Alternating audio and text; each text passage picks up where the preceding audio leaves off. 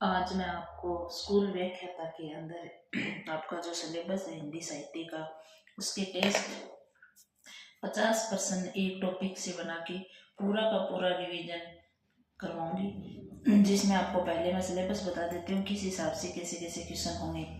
तो आपको देखना है, देखो व्याकरण है ना, ये तो सभी में है, फर्स्ट पेपर में भी है और व्याख्याता के, और ये SI वगैरह जो पटवारी ग्राम सेवक इनमें सब में है ना, तो ये तो सबके लिए ये व्याकरण व्याकरण वाला पोर्शन। बाकी के जो साहित्य है ये केवल first grade, second grade, net, JRF और TGT PGT के जितने भी हिंदी साहित्य से संबंधित है उन सब के लिए ये टेस्ट सीरीज इम्पोर्टेंट। जितने भी महत्वपूर्ण प्रश्न है आज मैं आपको बता रही हूँ, ये करवा रही हूँ। जिस दिन आप पेपर दे के आओ उस दिन तुरंत आके मिलान करके देखना कितने क्वेश्चन आपके सेम मिलते हैं। तो अब आप सिलेबस देखना। संधि पहला टेस्ट होगा जिसके 50 क्वेश्चन है। संधि, समास, उपसर्ग, प्रत्यय, पर्यायवाची शब्द, विलोम शब्द, समश्रुत भिन्नार्थक शब्द, अनेकार्थी शब्द, वाक्यांश के लिए सार्थक शब्द। ये व्याकरण का पोर्शन है जो आपके फर्स्ट ग्रेड में है, और व्याकरण का जितने भी आपके एग्जाम में व्याकरण आती है, सामान्य व्याकरण, उसमें सब में है ये। दूसरा है शुद्ध शब्द शुद्धिकरण, वाक्य शुद्धिकरण, मुहावरे और लोकोक्तियां, इनके 50 क्वेश्चन है। अर्धशासकीय पत्र, विज्ञप्ति पत्र, परिपत्र, निविदा, ज्ञापन, अधिसूचना, इनके 50 क्वेश्चन है। फिर अगला है जन संचार के माध्यम, तत्संबंधी लेखन एवं पत्रकारिता, कविता, कहानी, वार्ता, रिपोर्टाज, डायरी लेखन, विषय, परिभाषा और तत्व आदि, ये फोर्थ में है। फिर है शब्द शक्ति, छंद, छंदों के अंदर देखो आपके है ना, इसमें दोहा है, चौपाई है, रोला है, उलाला है, गीतिका है, हरी गीतिका है। जबकि सेकेंड ग्रेड में एक शॉर्ट ठाउर है, ये तो है लेकिन वो भी है। फिर है अलंकार, अलंकार देखो यमक है, श्लेष है, उपमा है, रूपक है, संदेह है, भ्रांतिमान है, दृष्टांत है, उदाहरण है। फिर है काव्य गुण, काव्य गुण में काव्य रस है, रसावयव है, स्थायी भाव है, विभाव है, अनुभाव है, संचारी भाव है, विभिन्न रसों के लक्षण एवं उदाहरण है। फिर है इतिहास लेखन की परंपरा। अब देखो ये इतिहास है ना, ये सब में आपके फर्स्ट ग्रेड है, सेकंड ग्रेड, नेट, JRF साहित्य से संबंधित है, उन सब में ही है ये। हिंदी लेखन की परंपरा, प्रमुख इतिहास ग्रंथ, हिंदी साहित्य का आरंभ, काल विभाजन और नामकरण। फिर है आदिकाल की रचनाओं का प्रमाणीकरण, प्रवृत्तियां, प्रमुख रचनाकार एवं परिचय, और इसमें आपके 2 चंद्रबदाई और नरपति नालय बिसल देव वाला है ना वो। फिर है भक्ति काल में सामान्य परिचय, भक्ति का उद्भव और विकास और दार्शनिक पृष्ठभूमि, संत काव्य विशेषता, प्रमुख कवि एवं उनकी रचनाएं, और इसके संत काव्य में आपको कबीर और दादू को अच्छे से पढ़ना है। सूफी काव्य में यही प्रमुख विशेषता पढ़नी है, कवि पढ़ना है, उनकी रचनाएं पढ़नी है। जायसी और मंजन को अच्छे से पढ़ना है। तीसरा है कृष्ण भक्ति काव्य, इसकी विशेषताएं पढ़नी है, कवि पढ़ने हैं, कवियों की रचनाएं पढ़नी है। इसमें भी आपको कृष्ण भक्ति काव्य में आपको कौन सा, सूरदास, मीरा और नंददास को पढ़ना है। सूरदास, मीरा, नंददास। और राम भक्ति काव्य में आपको तुलसीदास पढ़ना है। ठीक है, ये आपके 10 टेस्ट है। इन 10 टेस्टों को मैं अभी आपको इनके 50-50 क्वेश्चन करवा रही हूँ। अब आप देखो इसमें शुरुआत से,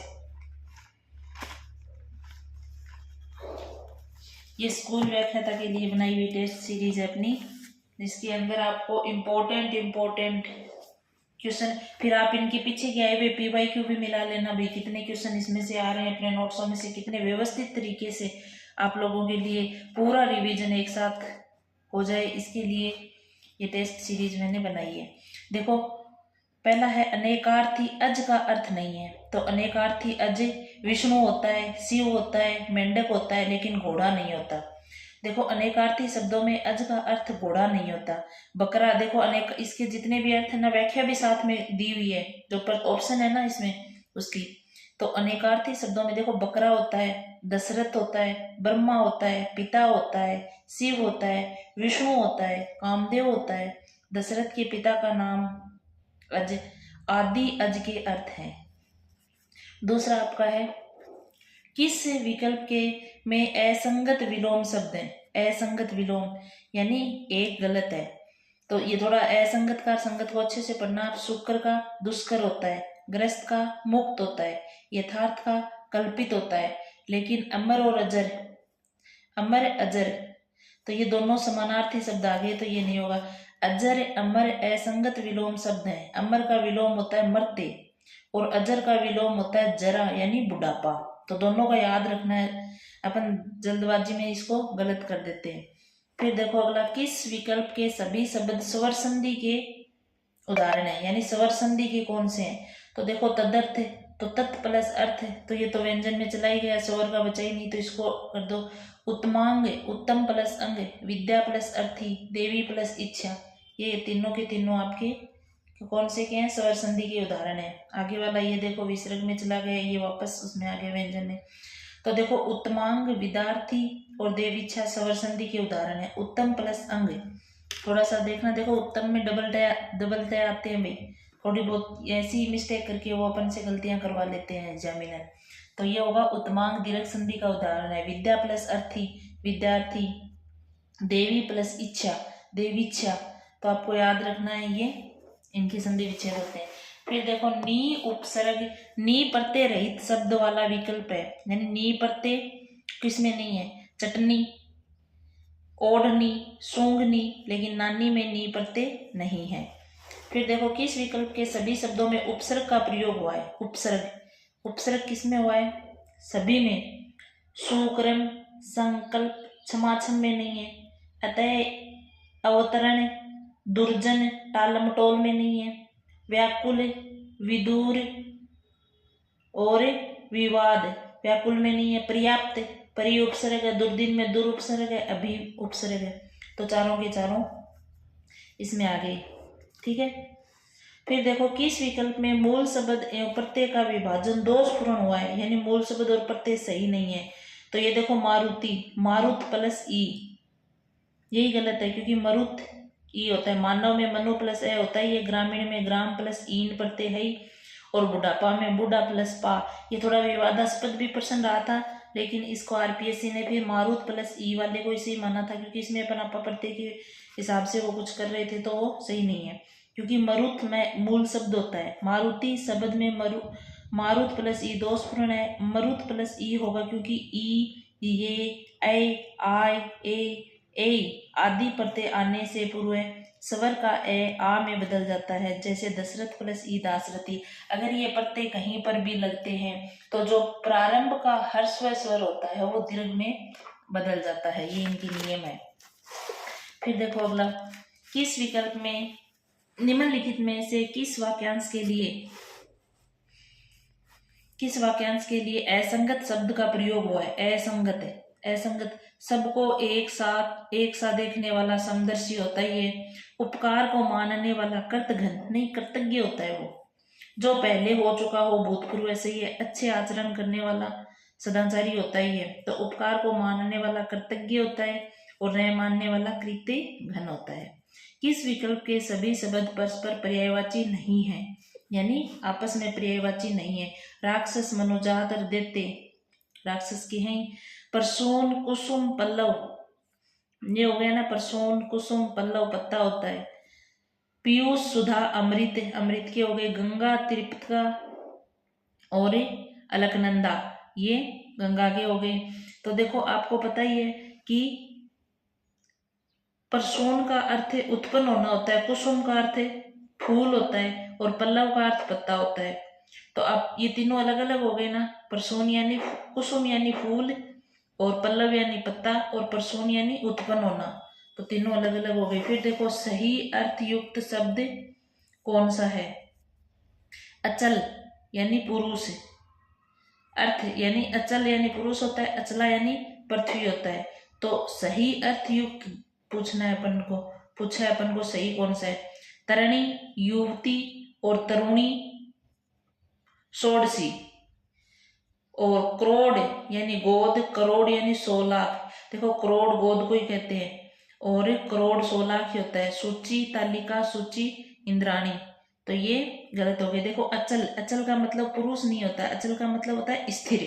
अचला सही है, पृथ्वी होती है। तरणी आपको बताया हुआ है कि तरणी नाव होती है, जब नी बड़ी आती है, युवती नहीं होती। और तरुणी होती है ना, ये युवती होती है, तरुणी युवती होती है और तरणी बड़ी ना होती है। अगर यही तरणी नी छोटी आ जाए तो सुई हो जाएगा। तो ये तीनों चारों याद रखने हैं आपको।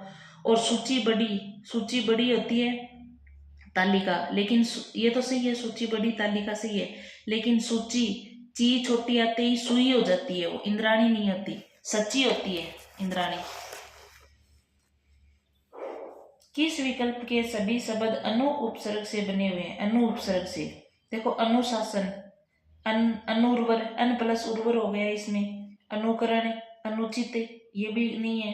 अनुज, अनु उपसर्ग है, जय अनुग्रह है। अनुरूप, अन प्लस उपयुक्त हो गया, अन प्लस उचित हो गया, इसमें अन आ गया, तो इन दोनों में ही है।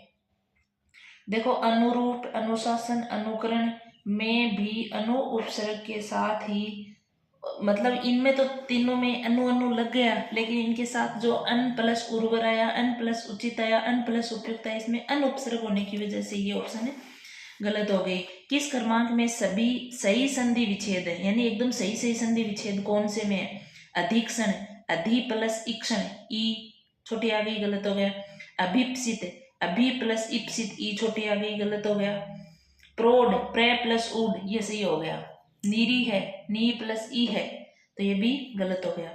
देखो, अधि इक्षण में ई बड़ी आती है, और इसमें देखो अभी में भी बड़ी कर दी, जबकि अभी में छोटी आती है। अभी इप्सित तो सही है, लेकिन भी बड़ी कर दी, और इसमें ई वापस छोटी कर दी, ई है में ई बड़ी आती है।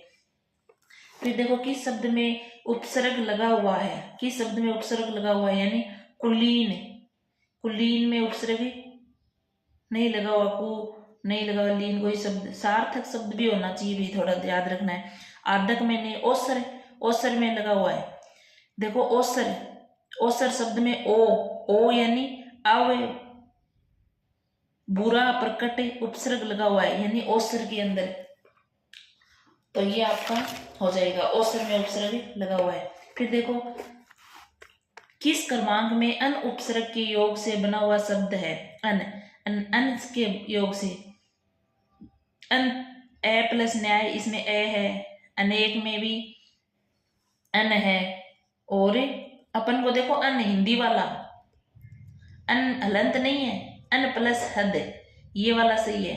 अनार में कोई उपसर्ग है ही नहीं, तो अन प्लस न्याय, अन प्लस एक, अनार, ए प्लस नार, तो ऐसे करने से मतलब इसमें अन पूरा हद वाले, इसमें हिंदी वाला शब्द ये लगा हुआ है, उपसर्ग लगा हुआ है। किस क्रमांक में मूल शब्द और प्रत्यय सही अलग करने? लुटेरा, लूट प्लस एरा, लूट में लू बढ़ाएगा। खेवैया, खेना प्लस वेया, ये भी गलत हो गया। बचपन, बच प्लस पन। रूप हला, रूप प्लस हला, ये सही होगा, रूप प्लस हला। फिर देखो, प्रसाद और प्रसाद शब्द युग्म का सही से, आपको पता है प्रसाद क्या होता है? प्रसाद होता है कृपा, और प्रासाद यानी महल, तो कृपा और महल 2 नंबर से हो जाएगा। देखो, 1 2 यहीं पे लिखा हुआ है, इधर नहीं है। कई बार आप कंफ्यूज हो जाते हो कि 2 3 ऐसे इसमें ये होगा, नहीं, थोड़े से देखा करो, क्योंकि पेपर में भी एग्जामिनर ऐसे कर सकता है, तो इसलिए मैंने भी ये ऑप्शन, क्योंकि अपन को आदत बनी होती है कि 1 के बाद 2 यही मिलेगा अपन को, थोड़ा देखना है। आदि और आदि शब्द युग्म का सही अर्थ है। आदि का मतलब छोटी दी होती है, तो क्या होता है? प्रारंभ होता है, और बड़ी दी का मतलब क्या होता है? आदत होता है। तो देखो, प्रारंभ है, लेकिन आदिवासी हो गया, आदिवासी पहले आ गया, प्रारंभ ये रहा। अभ्यस्त, अभ्यस्त यानी आदत ही होता है। रास्ते में खाने के लिए ले जाने वाली भोज्य सामग्री को क्या कहते हैं? तो रास्ते में जो ले जाते हैं उसे पाथ्य कहते हैं। निर्लेप शब्द का संधि विच्छेद होगा, निर्लेप, तो आपको पता है निर नहीं होगा, नी प्लस लेप, तो ये विसर्ग का रे बन जाएगा। बारहसिंगा शब्द में कौन सा समास है? तो बारहसिंगा के अंदर आपको बहुव्रीहि समास है।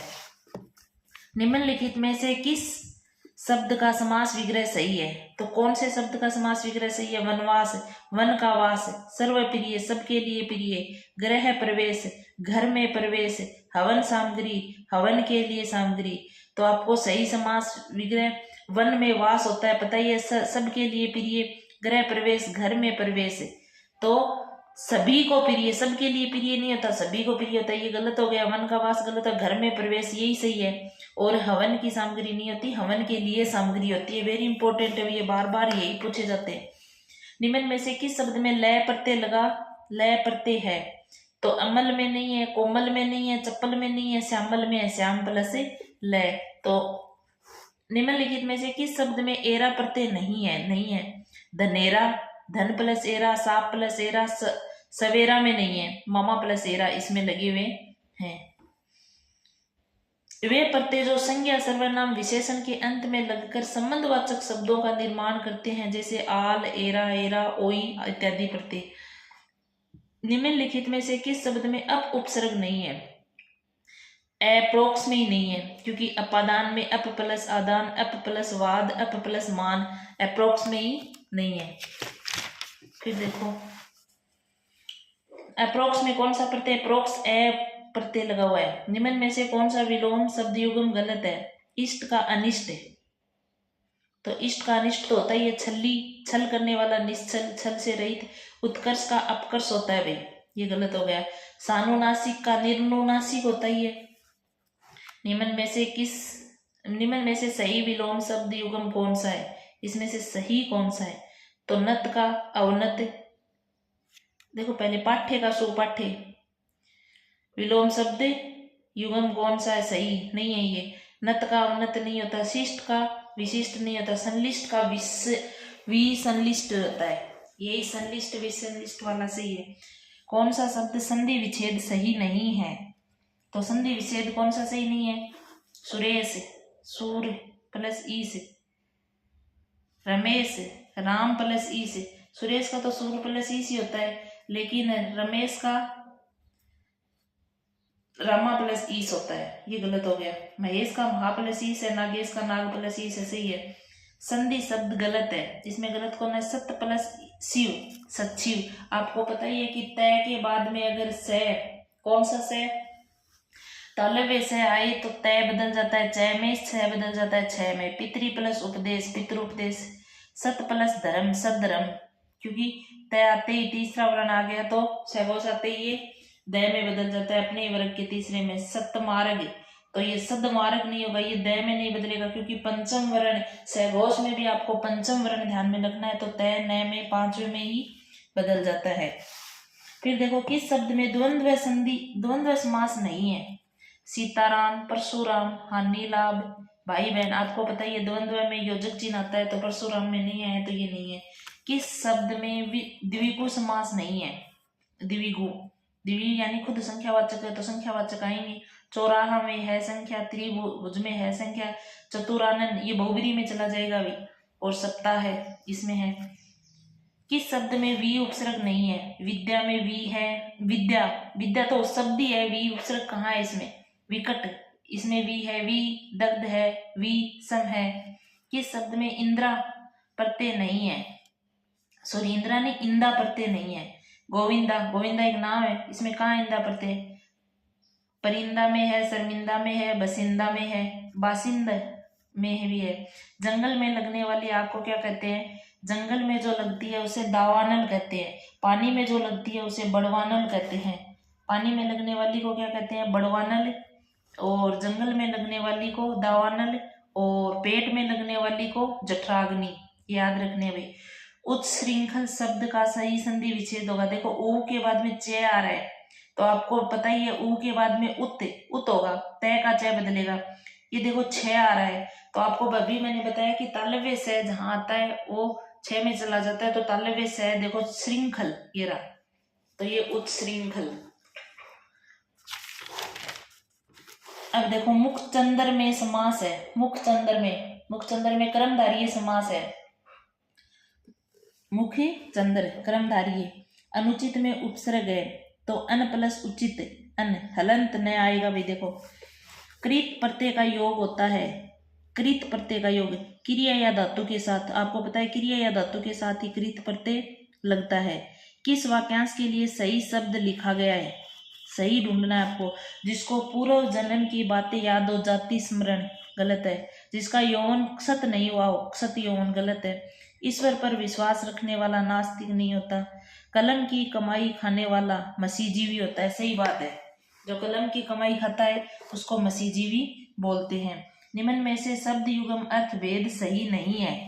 तो देखो अनिष्ट, अनिष्ट यानी बुरा, अनिष्ट यानी निष्ठाहीन, ये तो सही है। अनिष्ट यानी बुरा ही होता है, अनिष्ट यानी निष्ठाहीन होता है।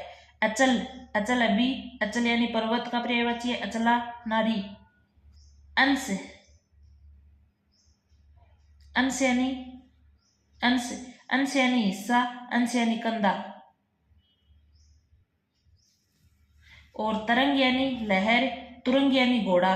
देखो इसमें है ना, ये प्रश्न थोड़ा सा डाउटफुल है भी। देखो इसमें अनिष्ट निम्न में से शब्द युगम का अर्थ भेद सही नहीं है, सही नहीं है, यानी अंश तो यानी हिस्सा ही होता है और अंश यानी कंधा ही होता है। अचल, अचल, अचला नारी नहीं होती, अचला पृथ्वी।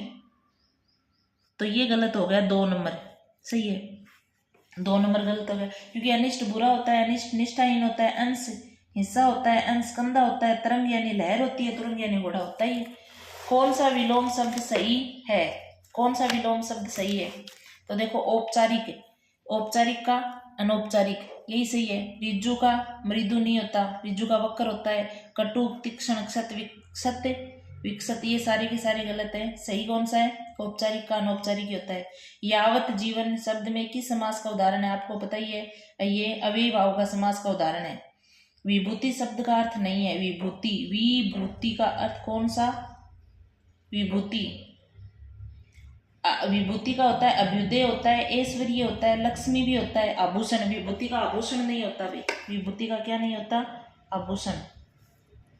विभूति का आपको याद रखना है, आभूषण नहीं होता। वागीस का संधि विच्छेद होगा, वागीस, वाक प्लस ईस, वाक है प्लस ई, बढ़िया। देखो छोटी सी मिस्टेक है ये रहा बड़ी, वाक प्लस ईस। जिसने देश के साथ विश्वासघात किया हो, वाक्यांश के लिए उपयुक्त शब्द है, देशद्रोही होता है वो। संकर्षण में उपसर्ग बताइए, तो संकर्षण में सम उपसर्ग है, कर्षण सम उपसर्ग कर्षण में लगाए तब संकर्षण बना है। फिर देखो निम्नलिखित शब्द युग्मों के सही अर्थ वाला शब्द है, तो देखो संप्रति सही अर्थ वाला पूछा है आपको। संप्रति, आज, संप्राप्ति, प्रत्यक्ष गलत है। व्याकरण, भाषा शास्त्र और व्याकरण रूप परिवर्तन गलत है। देखो भी और डबल ती में छोटी ती आती है तो दीवार होती है, और यही भी बड़ी हो जाती है तो डर हो जाता है भाई। बोलते हैं ना डर बड़ा होता है, तो थोड़ा सा याद रख लेना, भी बड़ी होते ही डर बड़ा हो जाता है, तो डर होता है ये। परिव्राजक शब्द का पर्याय है, परिव्राजक होता है सन्यासी। परिव्राजक सन्यासी, सन्यासी में अनुस्वार और आधान दोनों आते हैं। सुदूर का सही विलोम शब्द है, सुदूर का सन्निकट, सुदूर यानी दूर, सन्निकट यानी पास है। उच्छिष्ट शब्द का सही संधि विच्छेद कौन सा है? तो उत प्लस शिष्ट, वही बात है, तालवे से वाली वो। ये देखो ये 50 क्वेश्चन हो गए आपका, जो 1 नंबर मैंने बताया था ना टॉपिक, उससे अब इतने जो आप अच्छे से याद कर लोगे ना, देखो आप बस पढ़ के निकल जाते हैं, ऐसे कुछ नहीं होगा। इतने जो याद किए वो अगर आ जाए, आपका गलत नहीं होना चाहिए। फिर देखना आप ऑप्शन भी करोगे ना तो उससे कट हो जाएंगे। मैंने बहुत सारे पेपर पीछे के देखे हैं, असिस्टेंट प्रोफेसर के, इनके सबके व्याकरण के जितने बड़े बड़े एग्जाम में आए हुए प्रश्न है, तो उनमें 1-1, 2-2 इधर से उधर किया हुआ है, बाकी बार बार यही रिविजन हो रहा है, तो आपको थोड़ा ध्यान रखना है। अब देखो आपका वाक्य शुद्धि, शब्द शुद्धि वाला है ना, इसको थोड़ा सा अच्छे से करना है, क्योंकि ये हर एग्जाम में आपके एसआई में भी है, और अभी ये जेलर का 13 जुलाई को हो रहा है ना पेपर, उसमें ये व्याकरण वाला मैं तभी पहले करवा रही हूँ। जिसने ये भर रखा है ना उसको अच्छे से देखना है ये सब। शुद्ध वाक्य बताइए, आपको शुद्ध वाक्य बताना। उत्तम चरित्र निर्माण हमारे लक्ष्य होने चाहिए, तो हमारा लक्ष्य होना चाहिए, होने बहुवचन हो गया। प्रस्तुत पंक्तियां स्रोत समृद्धि से ली हैं, ली गई हैं, सब यहाँ कुशलता पूर्वक हैं, तो यही सही होगा। सब यहाँ कुशलता पूर्वक है, आपको सही पूछा है तो यही होगा। केवल महिलाओं के लिए आरक्षित है, तो महिलाओं के लिए हो गया, तो केवल महिलाओं के लिए, महिलाएं आ जाएंगी इसमें। तो देखो यहाँ आप सब कुशलता पूर्वक, ये आपका सही है। देखो हमारा लक्ष्य उत्तम चरित्र निर्माण होना चाहिए, होने बहुवचन में जाती है गलत। और प्रस्तुत पंक्तियां स्रोत समृद्धि से ली गई है और महिलाओं के लिए आरक्षित है, तो केवल लगाने की कोई आवश्यकता नहीं थी। अब देखो आगे फिर इनमें से शुद्ध शब्द बताइए। शुद्ध शब्द निरोग में नी बड़ी आती है, आपको बताइए। अमन में मैं पूरा आता है, आपको बताइए। सौहार्द सही है भाई। और पुनरावलोकन, पुनर प्लस अवलोकन होता है, आ नहीं होता, तो आपको याद रखना ये पुनरावलोकन शब्द होता है। का बरखा जब करसी सुखावे, का बरखा जब करसे सुखावे लोकोक्ति का सही अर्थ है कि भाई जब बारिश होती है, काम बिगड़ने के बाद अगर कोई सहायता करता है तो वो सहायता कैसी होती है? व्यर्थ ही होती है, उसका कोई औचित्य नहीं होता। आग में घी डालना मुहावरे का अर्थ है, पता है, क्रोध भड़काना। और मुहावरे का सही अर्थ है, देखो इनमें गलत अर्थ दिए हुए हैं। दांत काटी रोटी पक्की दोस्ती, वो लिख रहे हैं ना दांत काटी रोटी, तो यही सही हो गया, अपना आगे देखना ही नहीं है फिर। किस विकल्प के सभी शब्द शुद्ध है? आपको देखने शुद्ध है, तो स्वातंत्र है, तो आपको दिख ही रहा है, सीधा ही गलत हो गया ये तो। फिर आगे क्यों देखें? निरपराध, निरपराध, निरपराध होता है भाई उच्च श्रृंखल या फिर उच्छ्वास, उच्छ्वास छ और ये वह और ये स, उच्छ्वास है, उच्च श्रृंखल, ये सही है। अभी अपन पीछे इनको करके भी आए हैं संधि में भी। तो निरपराध, ये देखो नीचे अच्छे से भी लिखे हुए हैं, यहाँ देखो निरपराध, उच्छ्वास और उच्छृंखल शुद्ध है। और स्वातंत्र, आपको पता ही है स्वातंत्र कैसे लिखा जाता है? स्वातंत्र। हितैषी, हितैषी में डबल ऊपर मात्राएं नहीं लगती, एक ही आती है, ही तो छोटी आती है लेकिन ते पे एक ही मात्रा आती है। तदोपरांत नहीं होता, तदुपरांत होता है, दोपहर होता है, उपयुक्त होता है, ये 2-3 शब्द होते हैं जिनको आपको याद रखना है।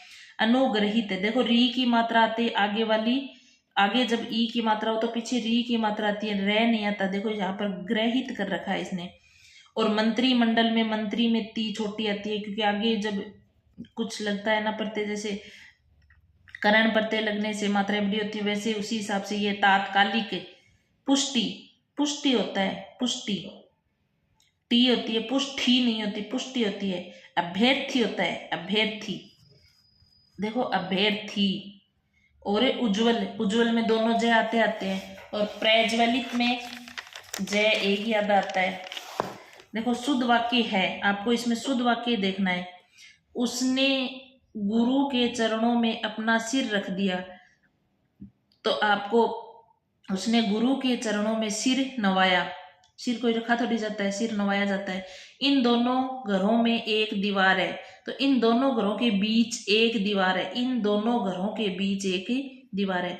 उनकी योग्यता उनके काम से प्रकट होती है, तो ये सही है भाई, उनकी योग्यता उनके काम से प्रकट होती है। उसने दिन भर नाटक पढ़ डाला, उसने दिन भर में नाटक पढ़ लिया, पढ़ डाला नहीं, पढ़ लिया। फिर देखो गुल्लर का फूल होना, वेरी इंपॉर्टेंट मुहावरा है, भी बहुत बार आता है ये। दुर्लभ वस्तु होना, क्योंकि गुल्लर का फूल बहुत कम दिखाई देता है, तो दुर्लभ वस्तु होती है ना, उसके लिए। पोबारे होना, पोबारे होने जीत होना। अगर आप इन टेस्ट जो मैं करवा रही हूँ उसको अच्छे से पढ़ लोगे तो आपकी पोबारे हो जाएंगे, व्याख्याता वाले में देख लेना। और व्याकरण जहाँ जहाँ है ना वहाँ वहाँ देख लेना। पीछे की PYQ तो भैया आप देख के प्रैक्टिकल कर ही सकते हो, कैसे प्रश्न आ रहे हैं। काठ की हांडी बार बार नहीं चढ़ती, लोकोक्ति का अर्थ होता है छल कपट का व्यवहार हमेशा सफल नहीं होता। ये लो भी जो मैं बोल रही हूँ उसको आप मिलान कर लेना, क्योंकि काठ की हांडी भी बार बार नहीं चढ़ती है, तो खुद इन चीज का थोड़ा ध्यान से पढ़ के फिर देखना इनको, इस वीडियो को। फिर देखो निम्नलिखित में से शुद्ध वाक्य कौन सा है, इसमें शुद्ध वाक्य देखना है। यह लेख उत्कृष्टतम है, तो उत्कृष्टतम, उत्कृष्ट तम लगाने की कहाँ आवश्यकता है, गलत हो गया। वे सज्जन व्यक्ति हैं, तो वे सज्जन व्यक्ति हैं, वे सज्जन व्यक्ति नहीं होता, सज्जन होता है वो पुरुष होता है, वे सज्जन पुरुष हैं। समाज की आज की वर्तमान दशा चिंताजनक है, तो समाज की वर्तमान दशा चिंताजनक, वर्तमान राज दोनों आगे ना। शिक्षा पद्धति को सरल बनाए, सही बात है भाई, शिक्षा पद्धति थोड़ी सरल बनाए। हाथ कंगन को आरसी क्या, पढ़े लिखे को फारसी क्या। प्रत्यक्ष को प्रमाण की आवश्यकता नहीं होती। किस क्रमांक में शुद्ध वाक्य है, तो उसी ने मुझे व्याकरण पढ़ाया था, उसी ने मुझे व्याकरण, व्याकरण पढ़ाई नहीं होता भाई, व्याकरण एक पुल्लिंग शब्द है, तो पढ़ाया, थोड़ा ध्यान रखने ना व्याकरण की, व्याकरण के आगे। किस क्रमांक में शुद्ध वाक्य है, आपको देखना है शुद्ध वाक्य कौन सा है। तो देखो उस इसमें कौन सा एकांकी अच्छा है, उसका प्राण पखेरु कब उड़ गया, आम सबसे मधुरतम फल है। इस प्रश्न का उत्तर सभी परीक्षार्थियों ने गलत लिखा है, तो यही सही हो जाएगा। इस प्रश्न का उत्तर सभी परीक्षार्थियों ने गलत लिखा है। किस क्रमांक में अशुद्ध शब्द है, तो वर वधु, वधु में बड़ा आता है भाई। अपराहन सही है, उज्जवल डबल जय, संन्यास में डबल न सही है। फिर देखो किस क्रमांक के सभी शब्द शुद्ध है, शुद्ध देखने श्रृंगार शुद्ध है, ज्योत्सना ज्योत्सना ज्योत्सना से भी आधा आएगा भाई इसमें, ज्योत्सना से, ये से भी आधा तय भी आधा ज्योत्सना में, ठीक है। और फिर देखो ये दोनों शुद्ध हो गए बस, ज्योत्सना जय भी आधा तय भी आधा से भी आधा। किस क्रमांक के सभी शब्द शुद्ध है, कौन से सभी, पर्वतीय, सदेशा, चतुरता, अंतर चेतना, द्रष्टव्य द्रष्टव्य शुद्ध है, लब्ध प्रतिष्ठा शुद्ध है, प्रौढ़ी शुद्ध है, महात्म्य ये भी शुद्ध है। सदेच्छा नहीं होता, सद प्लस इच्छा, इच्छा तो दय में ई मिलेगा तो सदिच्छा। तो इसमें देखो, इसमें नीचे वाले में कवियत्री गलत है, इसमें अनवीक्षिकी ये गलत हो गया, तो 2 नंबर आपका सही हो जाएगा। फिर देखो वर्तनी की दृष्टि से कौन सा शब्द शुद्ध है, तो वर्तनी की दृष्टि से शुद्ध कौन सा है, अंताक्षरी गलत है, क्योंकि ए न तो सही है लेकिन तय आधा आएगा, याक्षरी होगा। मुहूर्त एकदम सही शब्द है भाई, मुंह छोटा हु बड़ा, एक ही तय आता है, इसमें 2 तय करके गलत करवा देते हैं आपसे। लघुत्तर है, लघु प्लस उत्तर है तो बड़ा भू होगा, और भूखमरी तो भू में भू छोटा आएगा भूखमरी में, ठीक है ना। देखो किस क्रमांक के मुहावरे के सामने उसका सही अर्थ लिखा हुआ है, घड़ों पानी पड़ना, बहुत वर्षा होना गलत है, खेत रहना, खेत में वास करना गलत है, अरण्योदन करना, जंगल में रोना गलत है, गुलदर का फूल है दृश्य होना। देख लो मैं बोल रही हूँ आपको, गुलदर के फूल वाला बहुत इंपॉर्टेंट मुहावरा है। इसमें से वर्तनी की दृष्टि से कौन सा शब्द अशुद्ध है, वापस सही है भाई, पड़ोसी, याद रख लेना, पड़ोस नहीं होता पड़ोसी, सी बड़ी आती है और एक ही मात्रा आती है, 2 मात्राएं लगा देते हैं। अधीन भी सही है लेकिन त्योहार पे एक ही मात्रा आएगी, अनुस्वार भी नहीं आएगा। फिर देखो अगला, निम्नलिखित वाक्यों में व्याकरण की दृष्टि से कौन सा वाक्य शुद्ध है, शुद्ध वाक्य पूछा है आपसे कौन सा है, क्योंकि वह मोटा है इसलिए धीरे चलता है, सही बात है भाई। मैं वहां पहुंचा ही था जबकि आप आ गए, तो देखो ये इधर उधर कर दिया इसको। उसने मुझे खाने को बुलाया, खाने पर बुलाया जाता है। रविवार खाने को, आदमी को खाएगा क्या वो, रविवार के दिन, रविवार और दिन दोनों जरूरी है क्या, रविवार भी दिन ही है। इसमें से पदक्रम की दृष्टि से कौन सा वाक्य अशुद्ध है, अशुद्ध वाक्य ढूंढना है आपको। तो देखो वहां बहुत से पशु चरते और पक्षी उड़ते देखे गए, सही बात है। यह उपहार उसे चौथी विवाह की वर्षगांठ पर मिला था, तो यही गलत हो जाएगा, क्योंकि यह उपहार उसे विवाह की चौथी वर्षगांठ है, क्योंकि विवाह की चौथी, विवाह की नहीं होती, विवाह की चौथी यहाँ पे आएगा वर्षगांठ के जस्ट पीछे। तीसरा है, वह अपने विद्यार्थियों से पुत्रवत स्नेह करता है, सही बात है। कई विद्यालयों के छात्र नकल करते हुए पकड़े गए, सही बात है। फिर देखो इस विकल्प के सभी शब्द शुद्ध है, आपको देखना है शुद्ध। 1 नंबर में ऊर्ध्व है, आध्यात्मिक, श्रृंगार, केंद्रीय, व्यावसायिक, शुद्धिकरण, सन्यासी, मृत्युपरांत। देखो सन्यासी 2-3 बार आ गए, श्रृंखला आ गए, आध्यात्मिक आ गए, तो ये तीनों आपको सीधे ही गलत दिख रहे हैं, ये दोनों सही हैं। करण प्रत्यय लगते ही मात्रा बड़ी हो जाती है, और व्यावसायिक में इक प्रत्यय लगते ही डबल हर्ष व दीर्घ में बदल ही जाता है। इसमें से किस विकल्प के सभी शब्द अशुद्ध है, आपको अब इसमें अशुद्ध देखना है। अभी मैंने बताया सदुपदेश होता है, सदोपदेश नहीं होता है, निष्कपट होता है, निष्कपटी, तो अशुद्ध है, दोनों के दोनों ही अशुद्ध है। तदुपरांत सही है, प्रकृति सही है, निरपराध सही है, पत्नी एक तो सही है ना, सारे ही अशुद्ध पूछे हैं, पत्नी में नहीं बड़ी आती है, अभी निर्नुनासिक और प्रतीक्षा में ती बड़ी आती है। तो कौन सा शब्द निम्नलिखित में से शुद्ध वाक्य कौन सा है, अब आपको इसमें से एक वाक्य शुद्ध देखना है कि कौन सा है। तुलसी ने मानस की रचना लिखी, तो मानस की रचना लिखी गलत हो गया। अपराधी को मृत्युदंड दिया गया, अपराधी को मृत्युदंड दिया गया, सही है। अपराधी को अपराध जाता, अपराधी को मृत्युदंड की सजा दी गई, तो गलत हो जाता है ये, मृत्युदंड और सजा एक ही होता है। काल चक्र देखो यहाँ आ गया, काल चक्र रुपया दोनों आ गया, गलत हो गया। लक्ष्मण के मूर्छित होने पर राम विलाप करके रोने लगे, विलाप और रोना अलग अलग हो गए। तो ये सारी चीजें आपको थोड़ा सा ध्यान से देखोगे तो ऑटोमेटिक दिखने लग जाएंगी। नहीं, इसमें से शुद्ध वाक्य कौन सा है? शुद्ध वाक्य पूछा है। अब हम पुस्तक पढ़ेंगे, शुद्ध नहीं है। वह अपनी ससुराल गया है, और शुद्ध नहीं है। देखो आपको क्या पूछना है, थोड़ा सा देखना, अशुद्ध वाक्य कौन सा है? एक ही वाक्य अशुद्ध है, तो अब हम पुस्तक पढ़ेंगे शुद्ध ही है। वह अपनी ससुराल गई नहीं होती, ससुराल हमेशा पुल्लिंग होता है, तो ध्यान रखना ना, अकेला भी पूछा जाता है गया। मैं तुम्हें कुछ कहना चाहता हूँ, सही है। मुझे इनकी अपेक्षा सबसे अधिक अंक मिले, मुझे उनकी अपेक्षा सबसे अधिक अंक मिले, यही अशुद्ध हो जाएगा। वर्तनी की दृष्टि से सभी शब्द शुद्ध है। शुद्ध कौन से हैं? ये देखो, पड़ोसी है, शुद्ध हो गया, एक एक ही देख लिया करो सीधे ही। अब तो अनुग्रहित मैंने बता दिया, रे नहीं आता, यहाँ री की मात्रा आती है। द्वारका होता है, द्वारिका नहीं होता। विरहिणी होता है, ही होता है, वापस सही है। श्रृंगार में देखो, रे और री एक शब्द दो अनुस्वार, ये स्वर कैसे लगवाएगा भाई? व्यंजन के एक ही स्वर आता है, इसमें रे भी आ गया, री भी आ गया। अधीन आधीन नहीं होता। अतिथि में थी छोटी आती है, स्थाई सही है। दंपति सही है, अहल्या सही है, द्रष्टव्य सही है। इसमें भी देखो गलत करते हैं, तब री की मात्रा कर देते हैं, तो ये थोड़े थोड़े देखना। व्याकरण की दृष्टि से कौन सा वाक्य शुद्ध है? शुद्ध वाक्य पूछा है आपको।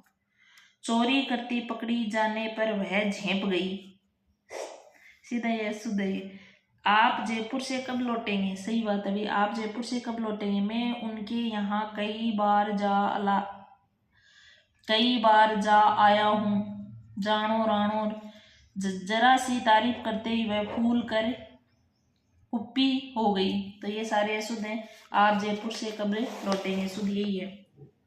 वर्तनी की दृष्टि से कौन सा शब्द शुद्ध है? त्योहार में देखो डबल आ गया। प्रतिनिधि, प्रतिनिधि छोटी छोटी मात्राएं हैं। पड़ोसी दो मात्राएं आ गई, ऊपर एक आती है। और दंपति सही है भी। निम्न में से सही वाक्य है आपको सही। स्वाति, रश्मि और अनामिका जाएंगी। देखो, स्वाति है, रश्मि है और अनामिका फिर जाएंगी। क्रिया सेम कर्ता के अनुसार आई है, तो यही शुद्ध हो जाएगा। मेरा बेटा और बेटी बाजार गई है। दिल्ली में 4 गिरफ्तारियां हुई हैं। मुझे किताब पढ़नी है, ऐसे हो गई सारी। सही वर्तनी वाला शब्द है, अभी मैंने आपको बताया, प्रैज वलित, जय एक ही आता है, वलित यही सही है। अशुद्ध शब्द नहीं है। याज्ञवल्क्य, देखो याज्ञवल्क्य अशुद्ध शब्द नहीं है, यानी शुद्ध शब्द है। देखो ये नहीं है, ऐसे समझ में नहीं आए ना, तब आप देख लिया करो कि कौन से अशुद्ध शब्द नहीं है, यानी शुद्ध शब्द है, तो एक ही शुद्ध है, वो आपको देखना है, अशुद्ध नहीं है। देखो इसमें तो लय भी आधा आता है, कह भी आता है, दोनों आधे आते हैं, तो ये तो गलत हो गया। मंत्री में ती छोटी आती है, पुनरपि सही है। ज्योत्सना में आपको मैंने बताया था, सह भी आधा आता है, तीनों ही आधे आधे आते हैं। देखो दो ये जो बार बार रिपीट हो रहे हैं, इनको अच्छे से याद कर लो, क्योंकि एक इसमें से आ ही जाता है। शुद्ध वाक्य नहीं है। देखो फिर, इसी बहाने हमें दर्शन हो गए, इसी बहाने हमें दर्शन हो गए, शुद्ध वाक्य नहीं है, सही है ये तो। इसी बहाने में दर्शन हो गए। अश्वमेध का घोड़ा पकड़ा गया, सही है। उपस्थित लोगों ने संकल्प किया, सही है। आपका यह मत ग्राह्य योग्य है। अब देखो इसका, आपका यह मत ग्राह्य है, ग्राह्य योग्य नहीं होता, तो यही आपका अशुद्ध हो गया। अशुद्ध वाक्य नहीं है। कौन सा वाक्य अशुद्ध वाक्य नहीं है, यानी शुद्ध वाक्य है। वह अपराधी दंड देने योग्य है, अपराधी दंड। वह पुत्रवत अपनी प्रजा का पालन करता था। विद्यार्थियों की मेल में अनेकों टोलियां थी। जैन साहित्य प्राकृत में लिखा गया है, सही बात है, यही सही है। हिंदी वर्तनी में मानक रूप की दृष्टि से अशुद्ध शब्द है, अशुद्ध। तो देखो, बुढ़ा सही है, चाहिए सही है, स्थाई ई देखो कैसे आई है, और वांग में सही है। वर्तनी की दृष्टि से कौन सा शब्द शुद्ध है, शुद्ध देखना है। अंताक्षरी मैंने पीछे करवाई दिया। सौंदर्यता, सौंदर्यता ये आपको करवाई है। आशीर्वाद में सी बड़ी आती है। सन्यासी सही है, एक सन्यासी सही है, देखो दोनों ने आधे हैं। तो अंताक्षरी में आपको पता ही है, नए आधा आता है, लेकिन तय भी आधा ही आता है, और री की मात्रा बड़ी आती है। सौंदर्य होता है, सौंदर्य, सौंदर्यता नहीं लगता, आशीर्वाद आपको पता ही है, बड़ी सी की मात्रा आती है वह पर, वहां पर रह आता है। शुद्ध, निम्न में से कौन सा शब्द अशुद्ध है? अशुद्ध, पूज्यनीय, देखो उपयुक्त सही है, व्यवहारिक सही है, मिष्टान, मिष्ट प्लस अन्न होता है, मीठा है जो अन्न, तो पूजनीय का शुद्ध रूप है जय, आधा नहीं आता, पूजनीय, पूजनीय नहीं आता, पूजनीय, पूजने योग्य होता है वो। निम्न में से कौन सा शब्द शुद्ध है? कौन सा शब्द शुद्ध है? लघुत्तर है, लघु प्लस उत्तर, अनुग्रहित, अनुग्रहित ही बड़ी आएगी यहाँ पर। लब्ध प्रतिष्ठित भी गलत है, अभीष्ट में भी बड़ी, तो ये गलत हो गया, तो लघुत्तर से ये लघु बड़ा हुआ रहा है ना, पीछे गलत हुआ तब छोटा दे रखा था। तो ये देखो बार बार एक दो शब्द रिपीट हो ही रहे हैं सारे पेपरों में। निम्न वाक्यों को शुद्धता पर विचार कीजिए। अपनी कक्षा के सभी लड़कों का नाम बताओ। महात्मा ने अपराधी को शाप दिया। मैंने फल वाले से फल खरीदे। आपसे निवेदन है, ये आना चाहते हैं वह आ सकते हैं। इसमें देखो आपको छांट के लिखना है, क्योंकि आजकल भी पेपर हर प्रकार के क्वेश्चन मैं आपको यहाँ लेके आई हूँ कि कैसे भी बने चाहिए वो। तो इसमें देखो महात्मा ने अपराधी को शाप दिया, सही है, शाप ही शुद्ध शब्द होता है भाई, तो ये आपका सही है 2 नंबर। फिर आपसे निवेदन है, ये भी आपका सही है। बाकी में देखो कोई ना कोई त्रुटि आपको जरूर मिलेगी, क्योंकि अब यहाँ पर देखो क्या है, अपने सहपाठी लड़कों के नाम बताओ। अपनी थोड़ी होता है, अपने होता है, सीधा ही पहले ही मिल गया है शुद्ध। अपने सहपाठी लड़कों के नाम बताओ। मैंने फल वाले से फल खरीदे। मैंने फल वाला थोड़ी होता है, फल वाले। और जो आना चाहते हैं वे आ सकते हैं। ये आना चाहते हैं नहीं, जो आना चाहते हैं वो आ सकते हैं। फिर देखो निम्नलिखित में शुद्ध वाक्य है। शुद्ध वाक्य कौन सा है इसमें से? अब और स्पष्टीकरण करने की आवश्यकता नहीं है। इसी कक्षा के भीतर प्रवेश करना निषेध है। अब वह गांव से लौट चुका होगा। घोड़ा चलता चलता अड़ गया, तो अब वह गांव से लौट चुका होगा। यही वाक्य शुद्ध है। अशुद्ध शब्द है व्याकरण। व्याकरण तो सही है भाई, व्याकरण। व्यावसायिक सही है। अतिथि, थी बड़ी आ गई ना, देख लो छोटी आती है। सहानुभूति सही है। निम्न में से किस शब्द के सभी शब्द शुद्ध हैं? तो अत्यधिक, तात्कालिक, प्रज्वलित, डबल जय आ गई, गलत हो गया। केंद्रीय, नदियां, नी छोटी आ गई, गलत हो गया। पत्नी, पशु, साधु, धू बड़ा आ गया, गलत हो गया। उत्पात, जगत गुरु सही है, जगत दय आएगा। और अतियुक्ति, अति प्लस उक्ति, ये भी सही है। तो प्रज्वलित में जय एक ही आता है, वो भी आता है। निरोग में नी बड़ा आता है। नदियां में दी छोटी आती है। पशु में छोटा आता है। साधु भी छोटा ही होता है। फिर देखो अगला, कि सब अशुद्ध शब्द है। ऐतिहासिक सही है। जगन्नाथ सही है। छत्र छाया सही है। तदो प्रांत होता है, बता दिया। समूह के सभी शब्द अशुद्ध है। उज्जवल अशुद्ध है। द्वंद्व सही है। और मध्याह्न सही है। स्वास्थ्य सही है। उपलक्ष नहीं होता, उपलक्ष से होता है, गलत हो गया। ज्योत्सना से 2 होते हैं, अशुद्ध है। तदुपरांत होता है। और श्रृंखला, श्रृंखला होता है, री की मात्रा। तो ये तीनों की तीनों ही अशुद्ध है। यहाँ पे चांद शुद्ध हो गया। तो देखो उज्जवल में दोनों जय आते हैं। उपलक्ष्य होता है। ज्योत्सना में तीनों ही आधे वर्ण आते हैं। जय भी आधा, तय भी आधा, सह भी आधा, याद रखना भी इसको। श्रृंखला होता है। सदुपदेश होता है। बांसुरी भी देखो, बांसुरी पे अनुस्वार नहीं आता, चंद्र बिंदु आती है बांसुरी। फिर देखो किस शब्द में से शुद्ध शब्द है। शुद्ध देखना है आपको। पड़ोसी में गलत हो गया। अतिथि में गलत हो गया। अलौकिक गलत हो गया। अनसुया शुद्ध शब्द है। अनसुया ही शुद्ध है। अन प्लस से असूया से बना होता है ये। अलौकिक, लौकिक में 2 मात्राएं आती हैं। किस शब्द में अशुद्ध शब्द है? अशुद्ध भविष्य सही है। धीरोधात, तय डबल आएगा भाई इसमें। तब शुद्ध होगा। ये आगामी सही है, औचित्य सही है, वाक्य शुद्ध है, शुद्ध वाक्य। शुद्ध वाक्य, नहाकर पुजारी जी पूजा करते हैं। मैंने नौकर से एक पेड़ लगवाया, यही सही है, मैंने नौकर से एक पेड़ लगवाया। भिखारी ने भुने चने खाते हुए 5 बंदरों को देखा, यहाँ से वह सपरिवार चला गया। तो ये इनमें देखो सब में सीधी सीधी अशुद्धियां दिख रही हैं। शुद्ध वाक्य है, एक दूध का गिलास दो, एक दूध का गिलास दो, शुद्ध वाक्य ढूंढना है आपको। उसकी बुद्धि बड़ी विशाल है, वह क्रोध से भरकर बोला। हवा ठंडी बह रही है, तो इसमें वह क्रोध से भरकर बोला, ये शुद्ध होगा। शुद्ध वाक्य पूछा है। हवा आग बबूला होना का अर्थ क्या होता है? बहुत गुस्सा होना। मूर्ख होना के लिए उपयुक्त मुहावरा है। मूर्ख होना यानी अक्ल का अंधा होना, मूर्ख होना अक्ल का अंधा होना। ये आपके 100 क्वेश्चन हो गए, 100 क्वेश्चन करवा दिए गए हैं इसमें। अब आपको आगे के जो पेपर हैं, आगे का जो टेस्ट है ना आपका, इसमें 3 नंबर पे कौन सा था?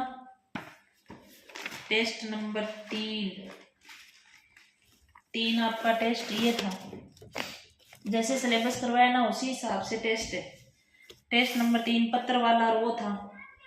तो इसमें देखो फिर व्याकरण का जितना भी पोर्शन है ना आपके 12वीं तक वो करवा दिया है। फर्स्ट ग्रेड के अंदर जितने भी टॉपिक है ना, फर्स्ट ग्रेड का तो कंप्लीट है, बाकी ये जो टॉपिक है ये हर एग्जाम में कॉमन है, तो ये सभी एक साथ करवा दिए। अब देखो पत्र वाला, निम्न में से किसे राजपत्र में प्रकाशित किया जाता है? राजपत्र में अधिसूचना, गजट नोटिफिकेशन होता है ना, तो अधिसूचना होती है। देखो अधिसूचना को राजपत्र में प्रकाशित किया जाता है। सामान्यतः अधिसूचना या विज्ञप्ति में ऐसी सूचनाएं आती हैं जो नियुक्तियों के लिए भी, पुनर्नियुक्ति करवानी हो, नियमों का पालन करवाना हो, आदेश हो, स्थानांतरण करना हो, इनकी जानकारी देती है अधिसूचना।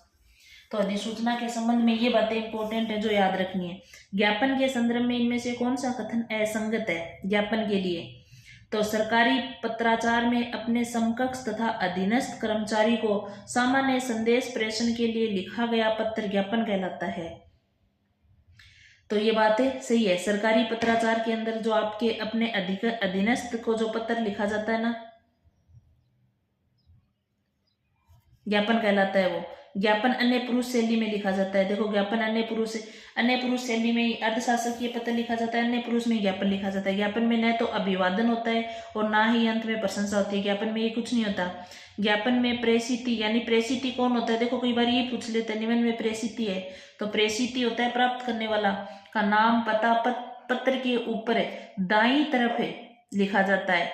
तो ये पत्र के ऊपर नहीं लिखा जाता भाई, यही गलत हो गया। ये एक तो बात लिखनी है, पत्र के नीचे लिखा जाता है। एक ये बाईं तरफ नहीं आता, दाईं तरफ आता है। ये दोनों चीजें याद रखनी है। ये ज्ञापन में जो प्राप्त करता है ना उसके नीचे आता है और दाईं तरफ आता है। ये कोई राजकीय या गैर राजकीय संस्थान अपने निर्देशों, योजना, निर्णय आदि को संबंधित व्यक्तियों तथा आम जनता तक पहुंचाने के लिए इसमें से किस का प्रयोग करता है? तो किसका करता है? विज्ञप्ति। अब अपन बोलते हैं ना विज्ञप्ति आ गई क्या, तो ये विज्ञप्ति होती है। देखो कोई भी संस्थान अपने निर्देश, योजना, निर्णय आदि को आम जनता तक पहुंचाने के लिए किसका प्रयोग करती है? विज्ञप्ति का ही प्रयोग करती है। फिर देखो असंगत कथन है, यानी इसमें सही कौन सा नहीं है? तो सरकारी कार्यालयों द्वारा सामान्य आपूर्ति, निर्माण कार्य आदि के लिए कार्य संपन्न करने वाले व्यक्तियों या प्रतिष्ठानों को समाचार पत्रों के माध्यम से जो आमंत्रण प्रकाशित किया जाता है उसे निविदा कहते हैं। निविदा की परिभाषा है, वेरी इंपॉर्टेंट है। सरकारी प्रतिष्ठान ही निविदा जारी कर सकते हैं, गलत बात हो गई, क्योंकि सरकारी भी करते हैं निविदा जारी और गैर सरकारी भी करते हैं, तो याद रखना ये गलत हो गया। निविदा में आनुपातिक राशि एवं कार्य का विवरण देना आवश्यक होता है, सही बात है।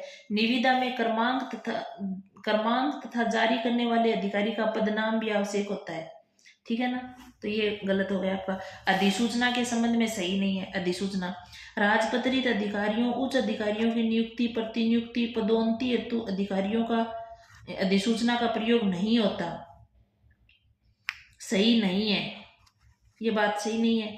तो अधिसूचना में क्रमांक आवश्यक होता है, ये बात ही सही नहीं है भाई। सरकारी नियमों अधिनियमों को प्रकाशित करने के लिए अधिसूचना का प्रयोग नहीं होता।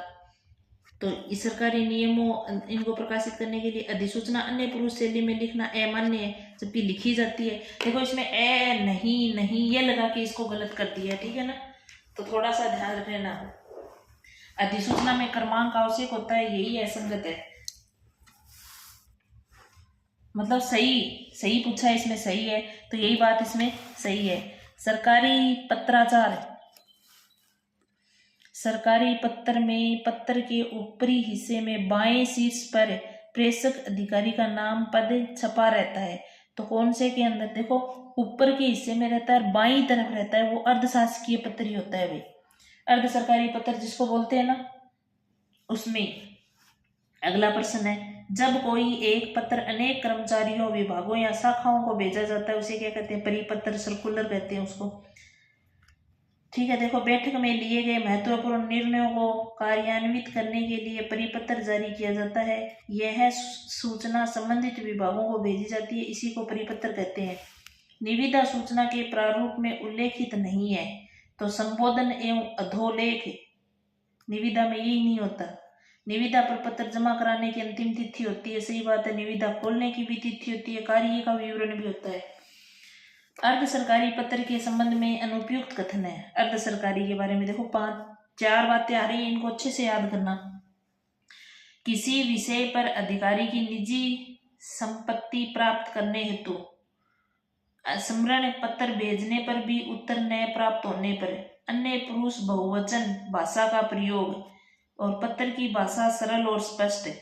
तो इसमें अन्य पुरुष बहुवचन में नहीं होता। ये अर्ध सरकारी पत्र उत्तम पुरुष एवं एक वचन में लिखा जाता है। अन्य सरकारी पत्र किस में लिखा जाता है? उत्तम पुरुष में लिखा जाता है, एक वचन में लिखा जाता है। अन्य पुरुष में नहीं आता, ये उत्तम पुरुष में आता है।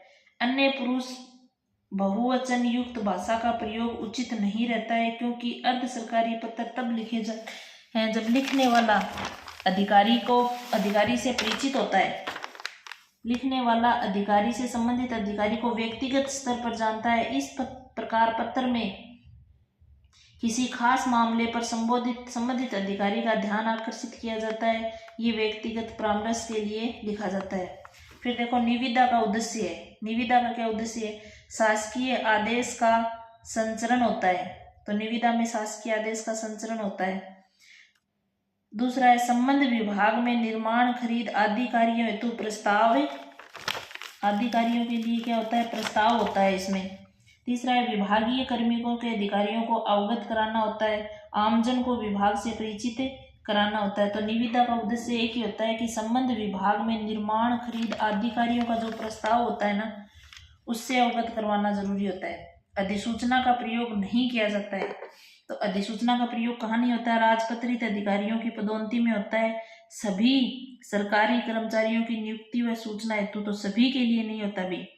सांविधिक नियमों और आदेशों का सूचना हेतु भी होता है। शक्तियों को सौंपे जाने की घोषणा हेतु भी होता है। तो सभी कर्मचारियों की नियुक्ति के लिए निविदा नहीं होती, सभी के लिए नहीं होती भी।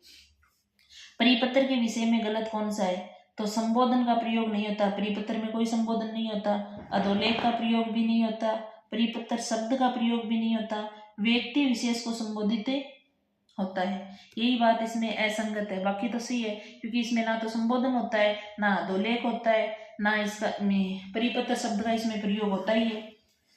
फिर देखो राजपत्र में प्रकाशित होने वाला पत्र इसमें से कौन सा है? तो राजपत्र अधिसूचना ही है, आपको बता दिया। जो पत्र अनेक विभागों, व्यक्तियों या शाखाओं को भेजा जाता है उसे क्या कहते हैं? परिपत्री कहते हैं। सरकारी प्रतिष्ठानों द्वारा सामान्य आपूर्ति या निर्माण आदि कार्यों हेतु तो इसमें से कौन सा पत्र समाचार पत्रों में प्रकाशित किया जाता है? तो निविदा की जाती है। अर्धशासकीय पत्र के कौन सा कथन सही नहीं है? तो अर्धशासकीय पत्र में आपको कौन सा सही नहीं है? संबोधन में महोदया, महोदय शब्द का प्रयोग नहीं होता है। ये बात तो सही है, क्योंकि महोदय, महोदया शब्द का प्रयोग नहीं होता। पत्र की समाप्ति पर बहुधीय, बहुधिया आदि भी शब्द का प्रयोग नहीं होता। ये गलत हो गई देखो, क्योंकि बहुधीय, बहुधिया का तो होता है। पत्र के ऊपर बाईं ओर देखो, बाईं ओर आ गया ना, प्रेषक का नाम और पदनाम लिखा जाता है। सही बात है, अगर यहाँ दायां कर देता तो गलत हो जाता। पत्र क्रमांक में अर्धशासकीय अधिकारी या डीओ का उल्लेख होता है, ये बात भी सही है। फिर देखो अगला प्रश्न, विश्वविद्यालय द्वारा प्रवेश नियमों में संशोधन की सूचना संबंध महाविद्यालयों को किस रूप में भेजी जाती है? अधिसूचना द्वारा, कार्यालय आदेश द्वारा या परिपत्र द्वारा? तो आपको बताइए परिपत्र द्वारा ही भेजी जाती है, परिपत्र द्वारा ही।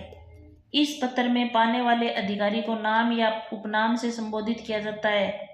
यह कथन किस पर लागू होता है? तो अर्धशासकीय पर ही होता है ये।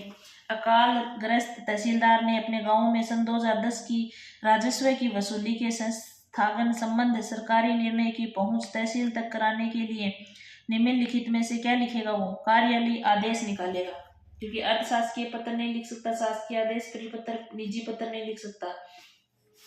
फिर देखो इसकी व्याख्या, जो पत्र सरकार के किसी एक कार्यालय से अन्य कार्यालयों को भेजा जाता है जिसमें सरकार की नीति, समस्या, निर्णय का उल्लेख होता है, वह कार्यालय पत्र या आदेश कहलाता है।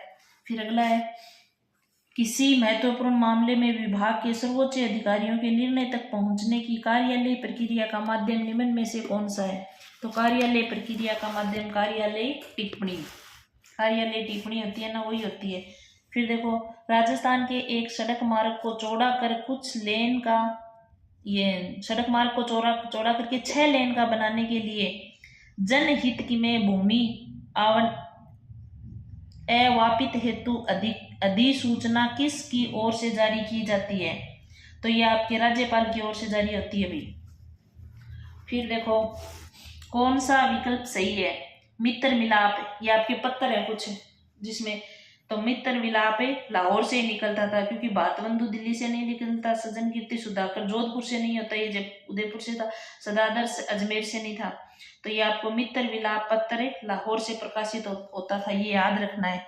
फिर देखो सन 1854 में कलकत्ता से प्रकाशित होने वाले हिंदी के दैनिक समाचार पत्र का नाम बताइए।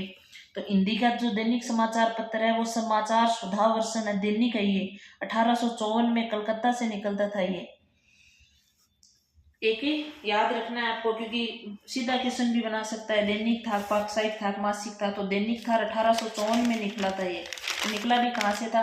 कलकत्ता से निकला था। राजस्थान सरकार के कार्यालयी पत्रों में सबसे ऊपर लिखा जाता है, तो सबसे ऊपर क्या लिखा जाता है? विभाग का नाम लिखा जाता है। भाई जो भी आपका विभाग होता है ना, राजस्थान सरकार लिख के और विभाग का नाम लिखते हैं अपन। फिर देखो कार्यालय पत्र का मसौदा लिखते समय सबसे पहले किस का उल्लेख किया जाता है? तो पत्र क्रमांक संख्या का उल्लेख किया जाता है। अधिकारी की कुशलता का भी नहीं करते, अपनी समस्या का भी नहीं करते, अपने स्थान का भी नहीं करते, पत्र क्रमांक की जो संख्या आती है ना उसका करते हैं। कार्यालय पत्र के अधोलेख में निम्न में से क्या नहीं हो सकता? तो प्रेषक का नाम, प्रेषक का नाम, कार्यालय पत्रों में प्रेषक का नाम नहीं होता, विभाग का नाम भी होता है, स्थान का उल्लेख भी होता है, प्रेषित का पदनाम भी होता है। ठीक है। फिर देखो कार्यालय पत्रों में प्रेषक का पदनाम तथा मंत्रालय का नाम का उल्लेख होता है, जबकि व्यक्तिगत नहीं लिखा जाता। कार्यालय जो पत्र होते हैं व्यक्तिगत नहीं होते, तभी जो प्रेषक होता है ना भेजने वाला, उसका कोई नाम वाम नहीं होता। कार्यालय पत्र की भाषा कैसी होनी चाहिए? औपचारिक भाषा होनी चाहिए। कार्यालय जो पत्र होता है उसकी भाषा हमेशा औपचारिक ही होनी चाहिए। अर्ध सरकारी पत्रों को किस श्रेणी में रखा जाता है? तो अर्ध सरकारी पत्र अनौपचारिक श्रेणी में आते हैं, औपचारिक नहीं आते, क्योंकि उसमें व्यक्तिगत रूप से वो उसको जानता है। अर्ध सरकारी पत्रों में DO लेटर मैत्री भाव होता है तथा ये पत्र तब लिखे जाते हैं जब लिखने वाला अधिकारी संबंधित अधिकारी को व्यक्तिगत स्तर पर जानता है। सही बात है यही। अर्ध सरकारी पत्र ऐसी स्थिति में लिखा जाता है जब किसी खास मामले पर संबंधित अधिकारी का ध्यान व्यक्तिगत रूप से आकर्षित कराया जाता है या उसका व्यक्तिगत परामर्श लिया जाए। इस पत्र में प्रारूप में प्रेषक का नाम व पदनाम किस ओर आता है? तो आपको मैंने बताया बाईं ओर। अर्धशासकीय पत्र में हमेशा बाईं ओर आता है। अर्ध सरकारी पत्रों के अंत में अधोलेख के रूप में दाहिनी ओर भवदीय के स्थान पर किस शब्द का प्रयोग किया जाता है? प्रिय श्री, प्रियतम, आपका, मान्यवर। तो व्यक्तिगत रूप से जानता है तो आपका जो कुछ भी लगता है तो उसको लिख देता है आपका लगा के। फिर देखो वह अभिलेख क्या कहलाता है जिसमें रेखांकित कार्यों पर कुछ विचार विमर्श का संक्षिप्त ब्यौरा प्रस्तुत किया जाता है, जिसमें क्रमशः उपस्थित लोगों की राय का पूरा विवरण दिया जाना चाहिए। इसमें उपस्थित व्यक्तियों के नाम पदानुसार दिए जाते हैं। वो कार्यव्रत होता है, कार्यव्रती होता है, क्योंकि कार्य सूची में तो वो बातें होंगी, अनुस्मारक याद करवाएंगे, उपयुक्त सभी होता नहीं, तो इसको कहते हैं कार्यव्रत। किसी संस्था या व्यक्ति के द्वारा किसी विषय में जो निर्णय लेता है उसे किस माध्यम से सर्वमान्य तक पहुंचाया जाता है? तो प्रेस विज्ञप्ति के माध्यम से उसे सर्वमान्य तक पहुंचाएंगे। अब देखो कुछ महत्वपूर्ण पत्रिकाएं, इनको तो आपको याद ही रखना है, वेरी इंपॉर्टेंट है। मित्र विलास आपका पीछे भी बताया मैंने, कहाँ से निकलता था? लाहौर से निकलता था। आदम कादम्बिनी के संपादक प्रेमगंध थे और ये मासिक पत्रिका थी आनंद कादम्बिनी। नागरी नीरद के भी प्रेमगंध थे, लेकिन ये साप्ताहिक थी। नागरी नीरद साप्ताहिक थी, आनंद कादम्बिनी मासिक थी। और भरत मित्र कलकत्ता से निकलता था। देखो भारत मित्र कलकत्ता से निकलता था। हिंदी प्रति प्रयागराज से निकलता था।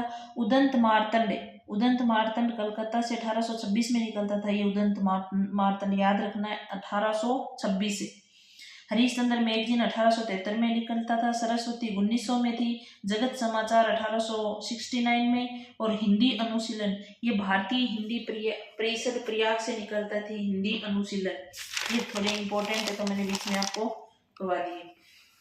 फिर देखो पत्रिका और उसके प्रकाशन वर्ष के आरंभ की दृष्टि से इसमें से कौन सा सही कौन सा गलत है? तो उदंत मार्तंड 1883 में नहीं था, 1826 में था। ये पीछे ही पढ़ के आए हैं। सरस्वती 1900 में निकलती थी। कवि वचन सुधा भारतेंदु वाली 1868 में थी। हरीशचंद्र मैगजीन जिसका नाम बाद में हरीशचंद्र चंद्रिका कर दिया, ये 73 में ही निकलती थी। फिर देखो भारतीय हिंदी परिषद प्रयाग से प्रकाशित होने वाला पत्र है। देखो प्रश्न देखो कैसे कैसे आए हुए। भारतीय हिंदी परिषद प्रयाग से, हिंदी अनुशीलन प्रयाग से, भारतीय हिंदी परिषद प्रयाग से निकलता था। ये हिंदी अनुशीलन है। निम्न में कौन सा युग्म सुमेलित नहीं है? सही नहीं है। कौन सा सही नहीं है? इंदुमती सरस्वती पत्रिका में प्रकाशित होती थी। इंदुमती सन 1900 प्रकाशन वर्ष है इसका। इंदुमती किशोरीलाल गोस्वामी लेखक है इसके। इंदुमती सुदर्शन में प्रकाशित नहीं होती थी, ये गलत हो जाएगा भाई। उदंत मार्तंड समाचार पत्र किसने निकाला था? तो उदंत मार्तंड आपको पता ही है किसने निकाला था? जुगल किशोर चतुर्वेदी ने। हिंदी गद्य जुगल किशोर चतुर्वेदी ने निकाला था। हिंदी गद्य का परिष्कृत रूप प्रारंभ में इसी पत्रिका में प्रकट हुआ। इस उदाहरण में किस पत्रिका की ओर संकेत किया गया है? कवि वचन सुधा। देखो हिंदी का जो गद्य परिष्कृत रूप है ना, वो प्रारंभ में कवि वचन सुधा में निकला था। कवि वचन सुधा याद रख लेना है। 1868 में थी ना भारतेंदु वाली, तो गद्य का रूप इसमें आया था। फिर देखो मैथिली शरण गुप्त की प्रारंभिक रचनाएं कलकत्ता से निकलने वाली किस पत्रिका में प्रकाशित हुई थी? तो ये कलकत्ता से जो बंगदूत निकलता था ना, बंगदूत, उसमें हुई थी।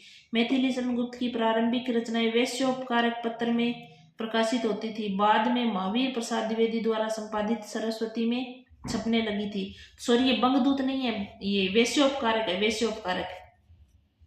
मैथिली शरण गुप्त की प्रारंभिक रचनाएं कलकत्ता से वैश्योपकारक पत्रिका में निकलती थी। किसमें? वैश्योपकारक में। बाद में ये सरस्वती में छपने लगी गई थी।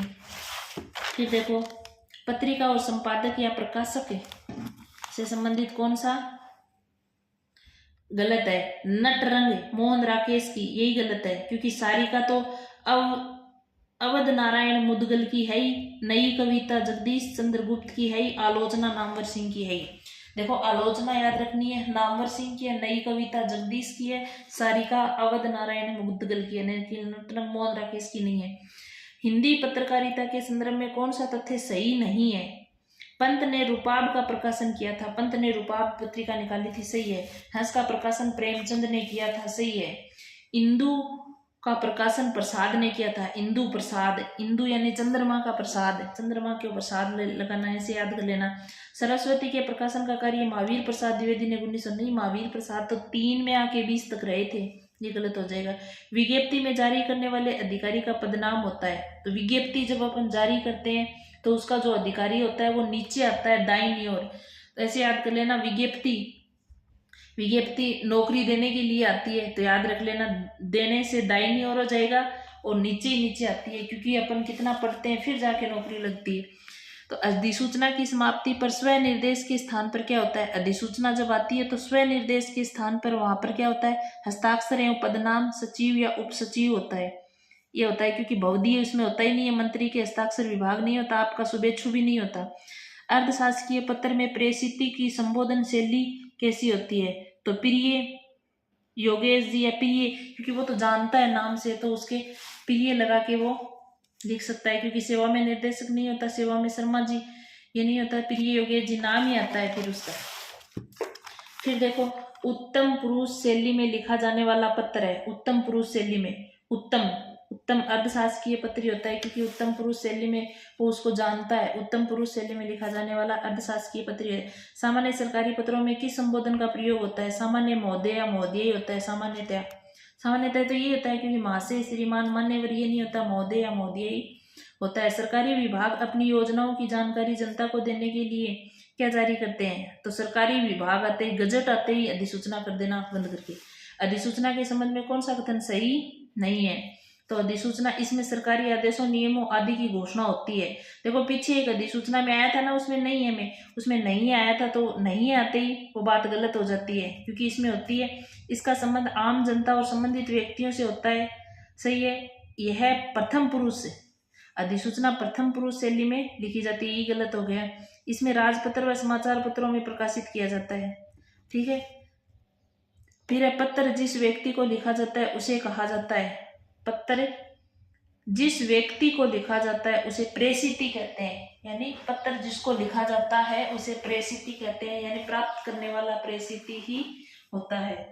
ये आपके अब तक 49 50वां क्वेश्चन लास्ट है। अर्धशासकीय पत्र के संदर्भ में कौन सा कथन सही नहीं है, यह पत्र उत्तम पुरुष शैली में लिखा जाता है, तो अर्धशासकीय पत्र उत्तम पुरुष में लिखा जाता है। इस पत्र में पत्र लेखक स्वयं पत्र पाने वाले अधिकारी का नाम व अभिवादन लिखता है, क्योंकि जानता है वो उसको पत्र पाने वाला अधिकारी द्वारा निजी रुचि लेकर कार्य पूरा करवाने आदि का आग्रह किया जाता है। सही बात है, पत्र पाने वाले का नाम पता आदि संबोधन से पूर्व है, संबोधन से पहले कहाँ लिखेगा भाई, यही गलत हो जाएगा इसमें, तो ये इसमें संबोधन से पहले नहीं लिखा जाता है। अब आपका चौथा टेस्ट, अब चौथा टेस्ट जैसे ही कंप्लीट होगा उसमें आपके पूरे के पूरे जो स्नातक स्तर का सिलेबस है ना, ये पूरा का पूरा कंप्लीट हो जाएगा। इसमें आपकी शब्द शक्ति फिर बचेंगी। तो देखो डायरी में प्रतिदिन के ताजे अनुभव लिखे जाते हैं, जबकि आत्मकथा में सुसंबद्ध ढंग से अतीत की घटनाओं और अनुभवों को चुनकर लिखा जाता है। यहाँ डायरी और आत्मकथा के संबंध में दोनों ही बातें सही है। ठीक है ना, कहानी छोटे मुंह है बड़ी बात करती है, ये कथन किस आलोचक का, नामवर सिंह का। ये भी कहानी छोटे मुंह बड़ी बात वाली बात नामवर सिंह ने कही थी। किसने कही थी, नामवर सिंह ने। कहानी का वह संक्षिप्त रूप जिसमें प्रारंभ से अंत तक कहानी की सभी घटनाओं और पात्रों का उल्लेख होता है उसे क्या कहते हैं, कथानक है। कथानक ही होता है कहानी में जिसमें प्रारंभ से लेके अंत तक पूरा जुड़ा हुआ रहता है। और रिपोर्टाज के विषय में असंगत है, रिपोर्टाज में बाह्य स्वरूप की अभिव्यक्ति कम और आंतरिक स्वरूप की अभिव्यक्ति अधिक होती है, बाह्य की ज्यादा और आंतरिक की अधिक होती है। रिपोर्टाज के विषय में पूछा है कि रिपोर्टाज के विषय में गलत बात कौन सी है, वो आपसे पूछी गई है। फिर देखो अगला, रिपोर्टाज का स्वरूप कलात्मक होता है। रिपोर्टाज में मुख्यतः घटना होती है। रिपोर्टाज लेखक का उद्देश्य वस्तुगत तथ्यों का प्रभावपूर्ण तरीके से अभिवादन करना होता है। तो देखो रिपोर्टाज में बाह्य स्वरूप की अभिव्यक्ति तो कम होती है, क्योंकि बाहर से रिपोर्टाज को कोई मतलब नहीं होता, पहला ही गलत हो जाएगा इसमें। ठीक है, क्योंकि रिपोर्टाज में है ना बाह्य अभिव्यक्ति की ज्यादा आवश्यकता नहीं होती, आंतरिक स्वरूप अधिक होता है, यही बात गलत है। फिर देखो निम्न में से कौन सा विकल्प कहानी का तत्व नहीं है। कहानी में शब्द चित्र नहीं होते भाई, शब्दों का चित्र कहानी में नहीं होता है। विषय वस्तु होती है, चरित्र चित्रण होता है, भाषा शैली होती है। फिर देखो पत्रकारिता से संबंधित लेखन नहीं माना जाता। पत्रकारिता में समाचार लेखन होता है, फीचर लेखन होता है, स्तंभ लेखन होता है, पटकथा लेखन नहीं होता। पटकथा नहीं होती क्योंकि पटकथा लेखन पत्रकारिता से संबंधित नहीं है। पटकथा फिल्म लेखन का एक अंग है, फिल्म होती है ना उसका एक अंग है। इसका आधार कहानी होती है, कहानी को सर्वदर्शी माध्यम से प्रस्तुत करने के लिए पटकथा लिखी जाती है। कहानी होती है ना उसको दिखाने और सुनाने के लिए जो फिल्म बनाते हैं उसे पटकथा काम आती है। डायरी लेखन से संबंध में कौन सा गलत है? डायरी आत्मकथा का ही एक बदला हुआ रूप है। डायरी क्या होती है? आत्मकथा का एक बदला हुआ रूप होती है, सही बात है ये। फिर देखो डायरी में व्यक्तिकता होती है, सही है। डायरी कोई विशेष कलापूर्ण साहित्य का रूप नहीं माना जाता और डायरी के माध्यम से लेखक के सद्य स्फूर्ति भावों तथा विचारों की अभिव्यक्ति नहीं मिलती है, तो कलात्मक रूप नहीं माना जाता। क्योंकि डायरी में कलात्मकता ला दोगे तो फिर वो डायरी कहाँ बचेगी? तो इसमें तो वास्तविकता होनी चाहिए डायरी में। तो कविता के संबंध में असंगत है। कविता समय विशेष से नितांत असंबंध होती है। समय विशेष से कैसे होती है? नितांत असंबंध संबंधित होती है, ये गलत हो जाएगा। कविता में आंतरिक लय होती है, सही बात है। कविता कम शब्दों में अपनी बात कहने की ताकत रखती है। अच्छी कविता के लिए विभिन्न काव्य शैलियों का ज्ञान अपेक्षित होता है, ये भी सही है। कविता समय विशेष से नितांत असंबद्ध होती है, यह कथनीय असंगत है। जनसंचार के माध्यमों में कौन से लोक माध्यम सम्मिलित है? लोक माध्यम नहीं है। कौन सा नहीं है? लोक माध्यम गौरी लोक माध्यम होता है, चलचित्र नहीं होता भाई। कठपुतली लोक माध्यम है, कावड़ लोक माध्यम है। देखो जनसंचार के 4 माध्यम होते हैं। आपके जनसंचार टॉपिक लगा हुआ है तो इसके 4 माध्यम होते हैं। एक तो होते हैं लोक माध्यम। लोक माध्यम में आता है कठपुतली आती है, कावड़ आता है, गौरी आती है। एक होता है मुद्रित माध्यम। मुद्रित माध्यम में समाचार पत्र आता है, पैम्पलेट पत्रिकाएं ये आती हैं। इलेक्ट्रॉनिक माध्यम होता है जिसमें रेडियो आता है, टीवी आता है, चलचित्र आता है। एक आपके होता है सोशल मीडिया। सोशल मीडिया में फेसबुक आती है, इंस्टाग्राम आता है, ये जो ब्लॉग शादी आते हैं ना, ये सारे के सारे इसी के भाग होते हैं। फिर देखो कविता के 2 भेद मुख्य रूप में प्रचलित हैं। उसका कविता में निहित अनुभूति का स्वरूप हो, ये 2 आधार हो सकते हैं, आत्मनिष्ठ और वस्तुनिष्ठ, ये आधार होते हैं। आत्मनिष्ठ वस्तुनिष्ठ, इसमें से कौन सा कथन सही नहीं है? समाचार में 6 प्रकार 6 सवाल होते हैं, सही बात है। प्रथम 4 प्रकार में उत्तर समाचार के निचले भाग में दिए जाते हैं। निचले भाग में कहाँ दिए जाते हैं? 4 प्रकार के, तो ये गलत हो जाएगा। समाचार की शुरुआत जिन पंक्तियों से होती है उसे समाचार का इंट्रो कहा जाता है, सही बात है। समाचार लेखन की सबसे उपयोगी व लोकप्रिय शैली उल्टा पिरामिड शैली है, सही बात है। फिर देखो समाचार लेखन की अगला प्रश्न है कौन सा कथन सही नहीं है, यानी गलत कौन सा है? रिपोर्टाज आंखों देखी कानों सुनी घटनाओं पर आधारित होता है, कल्पना पर नहीं, ये बात सही है। रिपोर्टाज लेखक को पत्रकार और कलाकार की दोहरी भूमिका निभानी पड़ती है, तो ये दोहरी भूमिका निभानी पड़ती है। तीसरा है रिपोर्टाज में तथ्यों के साथ ही भाव प्रवणता भी होती है। रिपोर्टाज में कथा तत्व नहीं होता। कथा तत्व तो होता ही है, रिपोर्टाज में भी होता ही है भी कथा तत्व, तो यही गलत हो जाएगा। डायरी लेखन के विषय में कौन सा कथन सुसंगत नहीं है? इसमें व्यक्ति निरपेक्षता रहती है, व्यक्ति निरपेक्षता नहीं रहती, यही बात गलत है। क्योंकि इसमें तात्कालिक व्यक्ति तो होता ही है, डायरी लिखेगा तो निरपेक्षता कहाँ रहेगी? इसमें तात्कालिक संवेदनात्मक भावों की अभिव्यक्ति होती है, सही बात है। इसमें समय और स्थान के संदर्भ में अभिव्यक्ति दी जाती है, सही बात है। इसमें लेखक के आत्मीय गुण तथा प्रवृत्ति की अभिव्यक्ति होती है, ये बात भी सही है। फिर देखो मुद्रित माध्यमों के लिए समाचार लेखन से संबंधित कौन सा कथन सही नहीं है? समाचारों के लिए कौन सी बात सही नहीं है? समाचारों की शुरुआत जिन पंक्तियों से होती है उसे खबर या आमुख या इंट्रो कहते हैं, सही बात है। समाचार लेखन में 6 प्रकारों का प्रयोग होता है, सही बात है। उल्टा पिरामिड शैली में घटनाओं का समापन बॉडी और इंट्रो के क्रम में प्रस्तुत किया जाता है, ये बात गलत है। उल्टा पिरामिड शैली में इंट्रो, आमतौर पर समाचार उल्टा पिरामिड शैली में लिखे जाते हैं, सही है। इसमें ये उल्टा कर दिया इसने। रेडियो समाचार लेखन की आधारभूत बातों में क्या सही नहीं है? साफ सुथरी टाइप कॉपी, सही है। डेडलाइन का समाचार में ही गुंथा होना, सही है। समय में फ्रेम का बंधन नहीं, समय बंधन तो होता ही है रेडियो में। समाचार में आज सुबह आदि का प्रयोग, सही है। अगला प्रश्न है रेडियो समाचार की भाषा के बारे में कौन सा कथन गलत है? जिसकी भाषा तत्सम शब्दों से अलंकारिक, ये बात तो हमेशा समाचार में गलत ही होती है। अलंकारिकता आएगी तो समाचार तो समझना थोड़ी है, समाचार में तो बातों को सीधा सीधा ही देखना है कि भाई क्या हुआ कैसे हुआ।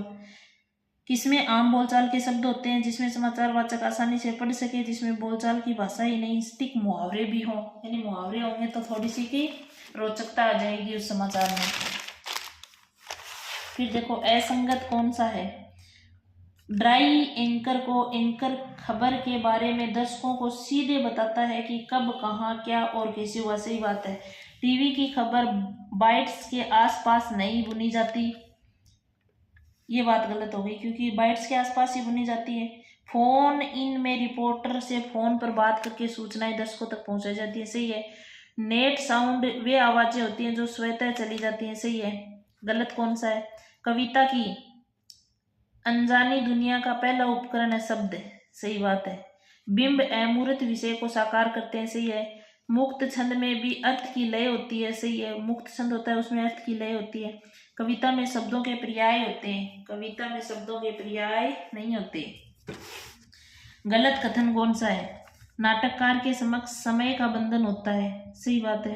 नाटक में सभी प्रकार की घटनाओं को प्रदर्शित किया जा सकता है, नहीं सभी प्रकार की नहीं होती। नाटक में संवाद सरल और गत्यात्मक होने चाहिए। लिखित रूप से नाटक एक आयामी होता है, लेकिन मंचन में वही बहुआयामी हो जाता है। सही बात है। फिर देखो निम्नलिखित में कहानी के संदर्भ में कौन सा कथन गलत है। कहानी विश्वसनीय होनी चाहिए। कहानी कैसी होनी चाहिए, विश्वसनीय होनी चाहिए। कहानी में के कथानक में आदि मध्य और अंत होते हैं। सही है। कहानी कभी कभी किसी घटना का एक सूत्र भी कहानी का आधार बन सकता है। सही है। कहानी में कल्पना का असीमित प्रयोग हो जाएगा तो फिर कहानी पढ़ेगा कौन। डायरी के संबंध में असंगत है। डायरी सार्वजनिक संपत्ति नहीं है। सही है। डायरी उत्तम पुरुष शैली में लिखी जाती है। सही है। डायरी में लेखक स्वयं से साक्षात्कार करता है। सही है। डायरी भाषा परिष्कृत मानक होनी चाहिए, जरूरी नहीं है भाषा तो वो अपनी लिखेगा। रेडियो नाटक के संदर्भ में कौन सा कथन गलत है। किसी कहानी को रेडियो नाटक में रूपांतरित किया जा सकता है। रेडियो नाटक में फिल्म की तरह एक्शन गुंजाइश नहीं होती। रेडियो नाटक में सब कुछ शब्द के द्वारा ही प्रकट करना होता है। सही बात है। ये रेडियो की विशेषताएं थी। उपयुक्त सभी सही हो जाएगा उसमें। फिर देखो मुद्रित माध्यमों की प्रिंट माध्यमों की सबसे बड़ी, यानी मुद्रित माध्यमों की या प्रिंट माध्यमों की सबसे बड़ी विशेषता या शक्ति क्या है। तो मुद्रित या छपे हुए शब्दों में स्थायित्व होता है। ये बात ही सबसे बड़ी होती है, क्योंकि उसमें स्थायित्व आ जाता है। इसमें लिखित भाषा का विस्तार जरूरी नहीं है। व्याकरण वर्तनी का प्रयोग ध्यान रखा, ये भी ज्यादा जरूरी नहीं है। विश्लेषण की भी उल्टा पिरामिड शैली से क्या था, ये देखो उल्टा पिरामिड शैली, इसमें सबसे पहले समाचार का महत्वपूर्ण तथ्य लिखा जाता है। इस शैली में क्लाइमैक्स यानी रोमांच प्रारंभ में ही सबसे निष्कर्ष, इसमें निष्कर्ष नहीं होता है, निष्कर्ष नहीं होता है इसमें मुख्य समाचार के बाद अन्य सूचनाएं घटते हुए क्रम में यानी महत्वपूर्ण तथा अन्य तथ्यों के साथ चलती हैं। ये भी और उपयुक्त सभी इसमें से ही हो जाएगा। फिर देखो उल्टा पिरामिड शैली के हिस्से में प्रासंगिक तथ्य और सूचनाएं दी जाती हैं। समापन में, बॉडी में, इंट्रो में, डेडलाइन में। तो उल्टा पिरामिड शैली में इंट्रो में ही सब कुछ दे दिया जाता है। इसमें से जन संचार का दृश्य श्रव्य माध्यम क्या है। तो दूरदर्शन आपको पता है दृश्य श्रव्य माध्यम होता है। रेडियो आपके श्रव्य माध्यम होता है तथा समाचार पत्र दृश्य माध्यम होते हैं। जन संचार की विशेषताओं के लिए कौन सा कथन सही नहीं है। जन संचार में प्रसारित संदेशों की प्रवृत्ति सार्वजनिक होती है। सही है। इसमें ढेर सारे द्वारपाल होते हैं। सही है। फिर जन संचार माध्यम चलाने के लिए औपचारिक संगठन जरूरी है। सही है। संचार और प्राप्तकर्ता के बीच सीधा संबंध होता है, नहीं, ये सही नहीं है। टीवी के द्वारा जन संचार के संबंध में कौन सा कथन सही है। प्रत्यक्षदर्शियों के कथन दिखा और सुना कर खबरों को प्रमाणित बनाना एंकर बाइट कहा जाता है। यही बात सही है, क्योंकि प्रत्यक्षदर्शियों को दिखाकर और खबरों को प्रमाणित बनाना एंकर बाइट कहलाता है। और ये आपका एक दृश्य श्रव्य माध्यम है। सफल वीडियो नाटक लिखने के लिए क्या आवश्यक नहीं है। तो सही कहानी का चयन करना सही है, पात्रों की संख्या सीमित करना सही है, पौराणिक साहित्य का ज्ञान जरूरी नहीं है, अवधि की सीमा का ध्यान रखा जाना चाहिए, यही जरूरी है। फिर देखो विज्ञापन के संबंध में सही कथन है। विज्ञापन विज्ञापन जनसंचार का माध्यम है, सही बात है, यही बात सही है। विज्ञापन एक अकुशल नहीं होता, मुफ्त में प्रकाशित होते हैं, ये भी नहीं होता, समाचार का एक प्रकार नहीं है। विज्ञापन जनसंचार का एक माध्यम है जिसके माध्यम से सूचनाएं प्रेषित की जाती हैं। डायरी लेखन की विशेषता नहीं है। डायरी लेखन की विशेषता स्पष्ट कथन होता है, आत्मीयता होती है, निकटता होती है, असंबंधता नहीं होती। टेलीविजन में सूचनाएं कितने चरणों से होकर दर्शकों तक पहुंचती हैं? 5, 7, 9, 11, तो 7 चरणों से। टेलीविजन में 7 चरण होते हैं, उससे होकर गुजरती हैं। फ्लैश या ब्रेकिंग न्यूज से क्या तात्पर्य है? फ्लैश या ब्रेकिंग न्यूज का मतलब क्या होता है? बड़ी खबर को कम से कम शब्दों में तत्कालिक दर्शकों तक पहुंचाना, वही फ्लैश या ब्रेकिंग न्यूज होती है। बड़ी खबर होती है लेकिन कम शब्दों में जल्दी दर्शकों तक पहुंचाना। ड्राई एंकर से क्या तात्पर्य है? ड्राई एंकर होता है खबर के दर्श से नहीं आने तक एंकर वाचक द्वारा रिपोर्टर से मिली जानकारी के आधार पर खबरों का खुलासा करता है। यानी जो खबर दर्शकों तक आने तक जो एंकर होता है ना, एंकर यानी वाचक बोलने वाला, वो रिपोर्टर से, वहाँ जो रिपोर्टर होता है ना उस घटना पे, उससे जो जानकारी मिलती है उसके आधार पर ही खबरों का खुलासा करता रहता है।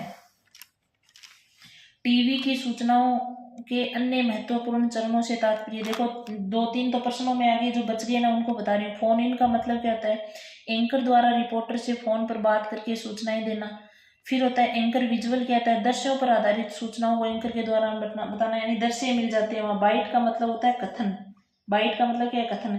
टेलीविजन में खबर को पुष्ट करने के लिए बाइट दिखाया जाता है। लाइव का मतलब खबर का जो घटनास्थल होता है वहां से सीधा ही प्रसारण। और एंकर पैकेज क्या होता है? खबर में संपूर्णता के साथ पेश करना। एंकर पैकेज का मतलब पूरी संपूर्णता आ जाती है, कुछ नहीं बचता उसमें। इंटरनेट पत्रकारिता को और किस नाम से जाना जाता है?